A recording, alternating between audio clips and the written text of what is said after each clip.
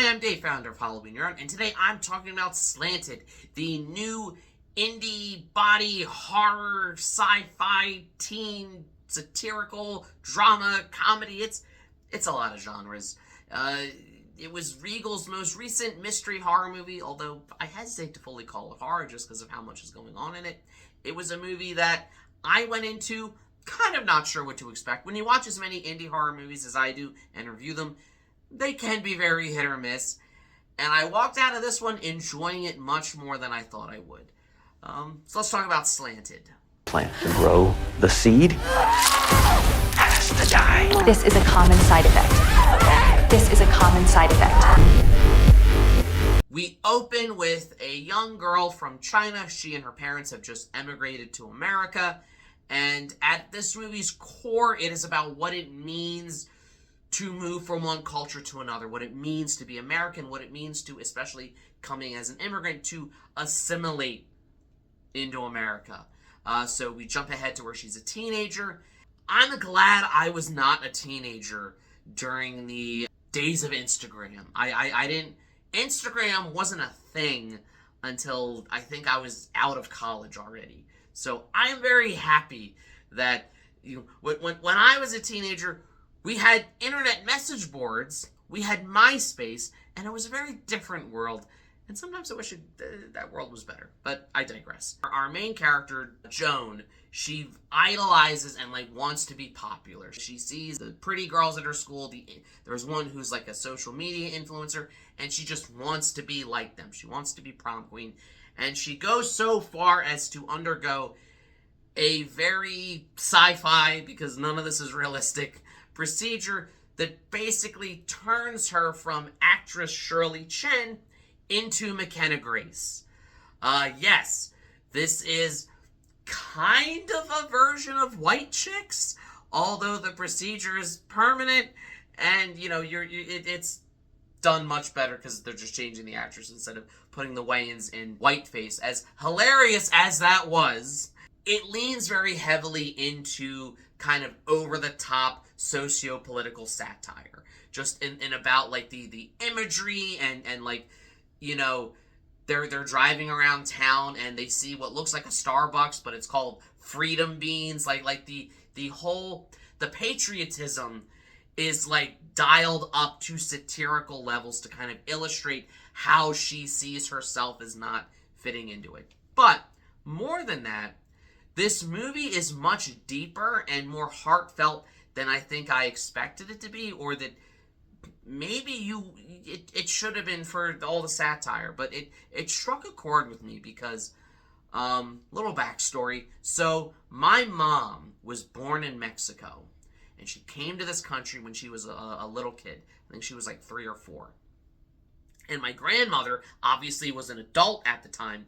And just the dynamic between Joan and her own mother, where her mother is wanting her to retain her Chinese identity, but Joan wants to embrace being American, and they clash and come at odds with each other, felt very reminiscent of, again, I'm just hearing this, secondhand from my mom, but just her experiences with my grandmother and how they kind of had a similar clash when my mom was, a teenager and a young adult, where my grandmother wanted her to retain, her Mexican culture and did not want to fully assimilate. Said no, we're not like these Americans. We do things even weird things. She didn't want her wearing jeans because jeans were too American. Little weird things like that. So it struck a chord with me, and I think that, I was born and raised here. My mother, has been in this country since she was a little kid. So I think that anyone in this situation can kind of relate to it. And I think that's why it struck such the chord, that it goes for the funny satirical moments over here, but it's held together by its heart over here. I really, really like the lead performances, both by Shirley Chen and McKenna Grace. Although McKenna, I think, has the harder job to do, because she is she's the one having to do the imitation of Shirley plays the character in the beginning, and then McKenna has to mimic her movements, and She does, even down to this like little like nose pinch thing that the character does early in the movie, she continues to do throughout. She also speaks and sings in Chinese a couple times, in Mandarin. I don't speak Mandarin, so I can't tell you how good McKenna Grace's Mandarin was. If she was speaking Spanish, I could tell you how good that was, but I can't. But I applaud her for going for that. And again, especially given the movie's subject matter and its very satirical approach to not just, patriotism, but immigration and race relations, this could have been a very controversial thing to be in. And I applaud her for just going for it and giving it her all. And even though Shirley Chen establishes the character earlier in the movie, McKenna Grace, because of when the procedure happens, she has more screen time, for the rest of the movie. It's one that you can't really take it too seriously. The heartfelt moments are meant to be taken seriously. All the other stuff is a little cartoonish, but again, it's kind of what I love about horror is it's a way to take difficult socio-political topics and just run with them into over-the-top horror territory, but it's a way to kind of explore these issues. Not all of it worked. I think there were times it did get a little too silly for its own good. A lot of people are describing it as Mean Girls meets The Substance. I would add just a little dash of Carrie thrown in there. It's also kind of reminiscent of a Shudder original from last year called Grafted.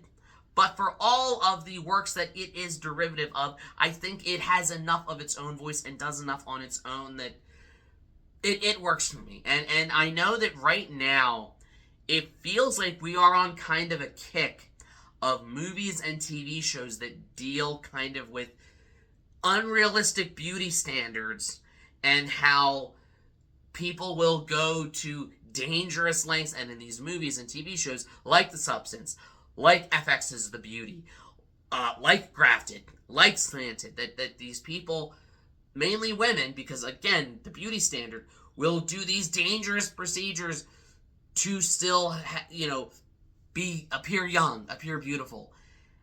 And I think that kind of says something, not that everyone's trying to rip off The Substance, because a lot of these were in production before The Substance came out. I think it's very telling of the world we live in, which again brings me back to my original point. I am so glad that I did not grow up in the age of Instagram. But I worry because my kids will. My daughters will grow up with social media and Instagram, and that kind of terrifies me. But hey, these are just my thoughts. These are just my ramblings. This is just my channel. If you don't like it, get your own. I'm kidding. Watch mine. Let me know in the comments, what did you think of Slanted? Have you had a chance to see it? What did you like? What did you dislike about it? Come at me. It's what YouTube is for. Like, share, subscribe. All the YouTube stuff. If you don't, you may end up having a weird procedure done to you that turns you into a totally different person. And then there's weird side effects, which I'm not going to spoil, but there are. And as always, every day is Halloween.